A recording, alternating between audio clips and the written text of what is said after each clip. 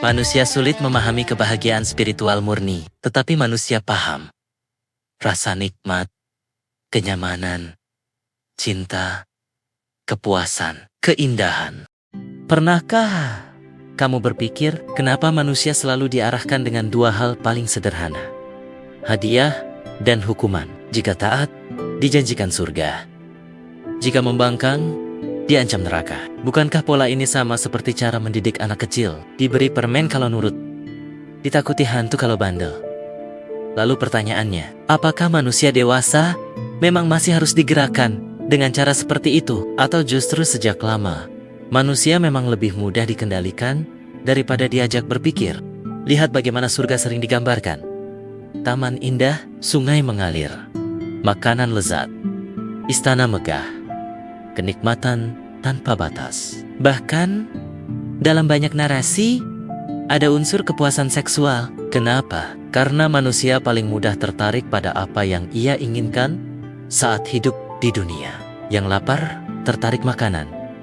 Yang miskin, tertarik kemewahan. Yang kesepian, tertarik cinta. Yang penuh hasrat, tertarik kenikmatan tubuh.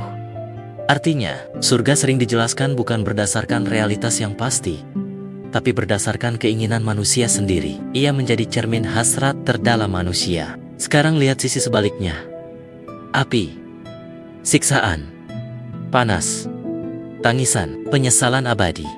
Kenapa gambaran neraka begitu ekstrem? Karena rasa takut bekerja jauh lebih cepat daripada logika. Manusia bisa mengabaikan nasihat, tapi sulit mengabaikan ancaman. Takut membuat manusia patuh meski tidak paham. Dan sepanjang sejarah, ketakutan selalu menjadi alat paling efektif untuk mengatur massa. Takut dosa, takut kutukan, takut hukuman, takut setelah mati. Saat manusia takut, ia jarang bertanya, jika kebaikan memang mulia, kenapa manusia tidak cukup diajak berbuat baik karena itu benar? Kenapa harus ada hadiah dulu? Kenapa harus ada ancaman dulu? Mungkin karena sebagian manusia belum siap hidup dengan kesadaran. Banyak orang tidak bertanya, apakah ini benar? Mereka hanya bertanya, kalau saya lakukan, saya dapat apa? Atau kalau saya tinggalkan, saya dihukum tidak?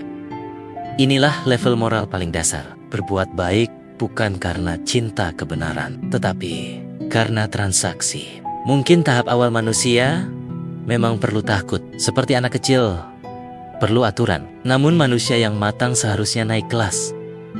Tidak mencuri, bukan karena takut neraka, tetapi karena tahu itu menyakiti.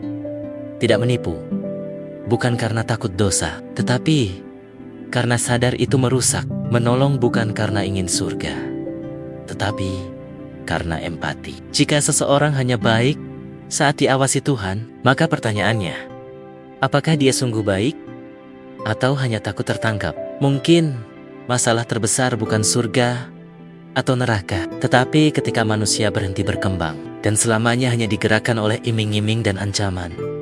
Hadiah membuat manusia patuh, ketakutan membuat manusia tunduk, tetapi hanya kesadaran yang membuat manusia merdeka. Jadi, tanyakan pada dirimu malam ini, kalau tidak ada surga, apakah kamu masih akan berbuat baik? Kalau tidak ada neraka, apakah kamu masih menolak kezaliman? Jika jawabannya iya, mungkin untuk pertama kalinya kamu benar-benar menjadi manusia dewasa. Mungkin pertanyaan sebenarnya bukan apakah surga dan neraka ada, tetapi apa yang terjadi pada manusia karena mempercayainya. Apakah ia menjadi lebih baik atau lebih takut? Apakah ia menjadi lebih sadar atau hanya lebih patuh? Karena hadiah bisa membuat manusia bergerak, ancaman bisa membuat manusia tunduk, tetapi hanya kesadaran yang membuat manusia bebas. Dan mungkin kebebasan berpikir itulah hal yang paling menakutkan bagi sistem apapun.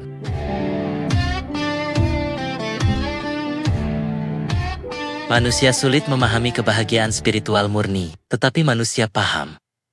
Rasa nikmat, kenyamanan, cinta, kepuasan, keindahan.